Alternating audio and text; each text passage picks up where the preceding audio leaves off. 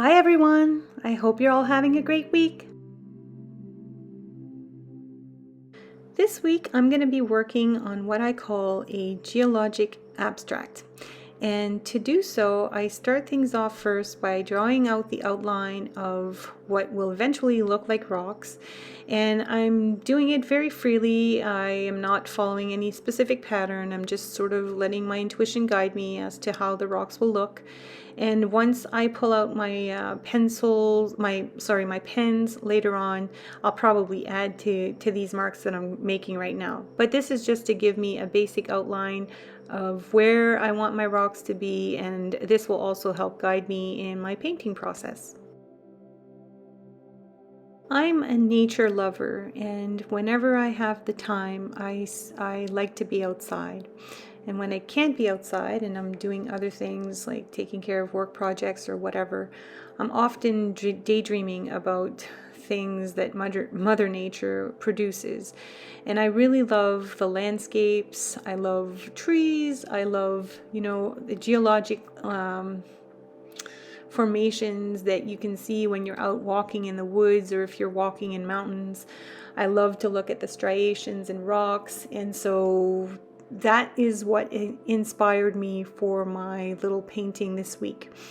And I'm basically creating 3 different layers of rock in different colors, and they're not exactly like rocks you would see out in nature. Of course, this is an abstract painting, but I wanted to have a bit of a resemblance of rocks, and so I'm going in and I'm adding my first layer here using some titanium buff. I added a tiny amount of iridescent pearl paint also to my colors, just to give them a little bit of shine, like sometimes you will see that in the rocks that you see outside. And as the paint is still wet, I'm dabbing in some other colors to give my rocks a little bit more dimension and texture.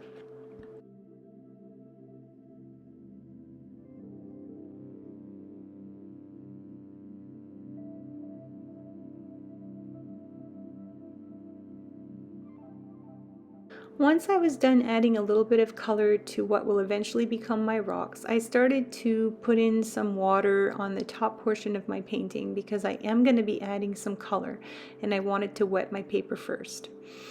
This color here is nickel azel, quinacridone yellow gold.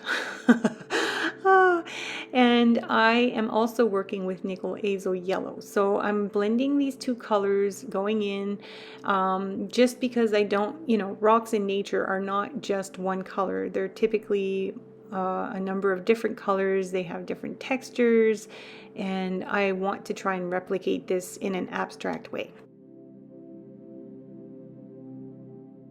Since the colors at the top of my painting are relatively light, I want to go in now and create a little bit more contrast using some darker colors. And I'm going to be working with some indigo and some neutral tint in this instance. And this will be to replicate in abstraction the look of slate, if you will. First thing I did was apply an initial wash of color, and then I'm going over with less diluted paint to start creating a little bit more contrast between the rocks at the top of my painting, and also to create some texture. So I'm going to start rolling my paintbrush as I've done in some other projects that I've created videos for YouTube, and it's just a way of moving my brush that's a little bit different.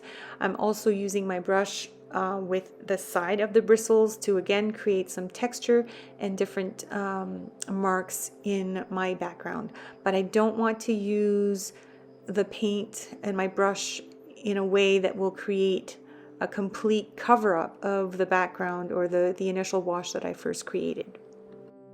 While I let the bottom part of my painting dry, I'll also start to work on intensifying the colors at the very top of my painting, and I'll be using some more earthy tones such as like this light red that reminds me of terracotta, and I'll also use some nickel azo yellow and a little bit of quinacridone deep gold. And again, I'm going in and I'm adding these colors, but you'll also see me at one point take a piece of paper towel and start to blot some of that color off. So I'm applying the paint, I'm letting it dry a little bit, and then I'm going to blot some of it off. And as I'm doing this, it's going to create some textures. So here you're just seeing me add a little bit of neutral tint, sort of to balance out what is on the bottom, and mixing it in with the terracotta. So here I am using that piece of paper towel, as I was saying, to blot out some of that color. And in doing so, I'm creating texture in what I am trying to create as rocks, if you will. So it's not removing all of the color, but it is removing some of it, and it's creating these little textured designs by using the paper towel, and I like this.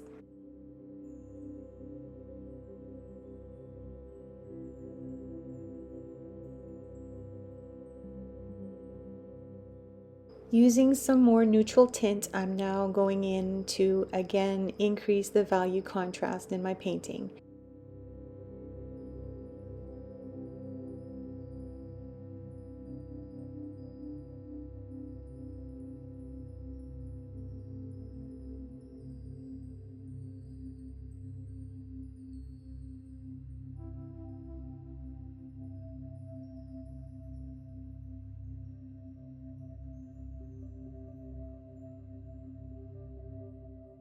Now that my background is completely dry, I'm ready to go in and start working with my pens. I may have mentioned this on a few occasions in some of my other videos, but I'll say it again. I really love working with fountain pens when it comes to adding drawings or doodles on top of watercolor paper. The metal tip of fountain pens works really well on top of the watercolor paper, and one thing that I really like also is the fact that it will not ruin or damage the tip of my pen because it's a metal tip. If I were working with a marker with a felt tip, it would definitely, the rough texture of the watercolor paper would definitely wreak havoc on my pens. And as you know, watercolor supplies or art supplies in general can be pretty expensive. And so it's a good thing to keep those effects in mind as you're working, because we want our supplies and our tools to last as long as possible. And that's one of the reasons I love working with fountain pens. Fountain pens are also great because you can either buy ink refills or you can actually refill your pens, and this means less waste for the environment. I've pulled out some black India ink and I'm going to work with a stylus to start creating some little dots at the bottom of the rocks. This is sort of like stippling, but the ink is a little thicker and will show a little bit more easily on that dark part of the painting. I'll also use it to do the same thing on the top portion of the painting. This is to replicate what I guess imagine in my mind to be little grains of sand or little pieces of rock that are crumbling, and I really like how it looks in the painting overall.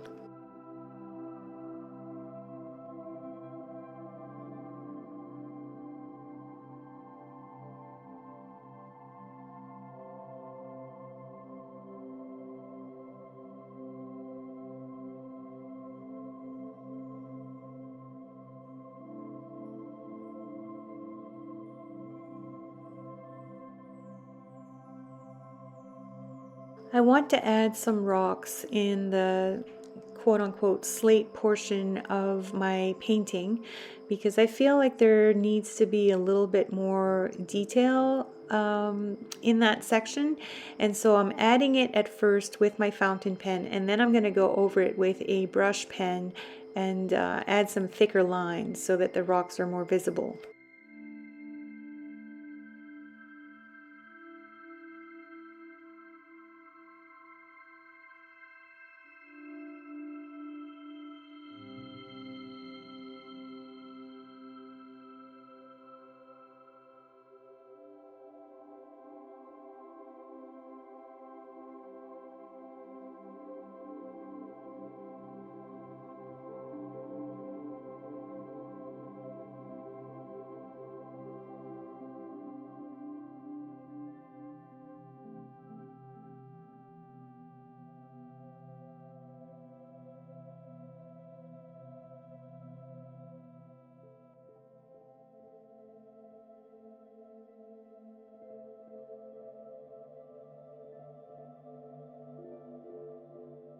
Even though this part of the painting is already quite dark and these lines won't be very visible, I will go ahead and add some of the lines that I like to add, the vertical lines, in that little part of the painting, because I do feel like when you can add details like that, it sort of draws the person looking at the painting to come in closer and see what else they can find.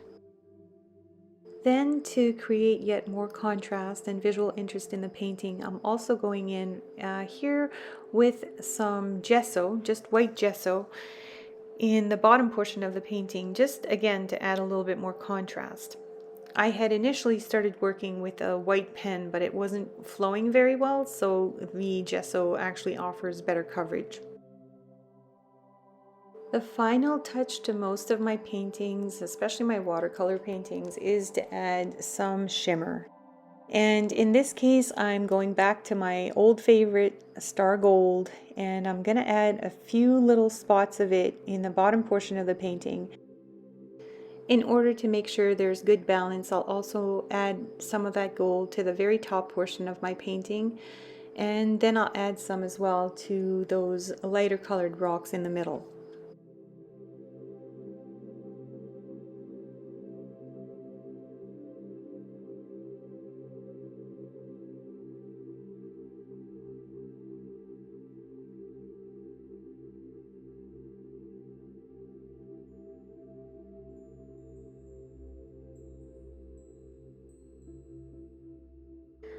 What is it about shimmery and shiny paint that just, oh, makes our souls just so happy? Every single time I apply these paints, I just love how much they shine and they shimmer, and they don't disappoint because when they dry, they're almost as shimmery, if not more. So I really love working with these paints, and I'm so happy again that Cece introduced me to them. Uh, oh my God, such a long time ago now. They really have become some of my favorite iridescent paints.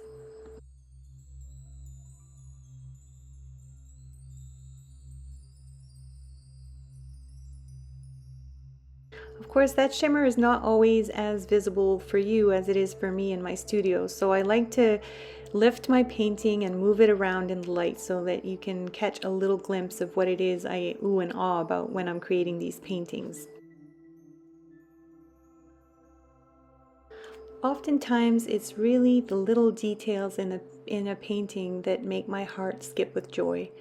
And so I always like to draw you closer just to show you those little details because I'm sure, can't see them as well as I can here in my studio.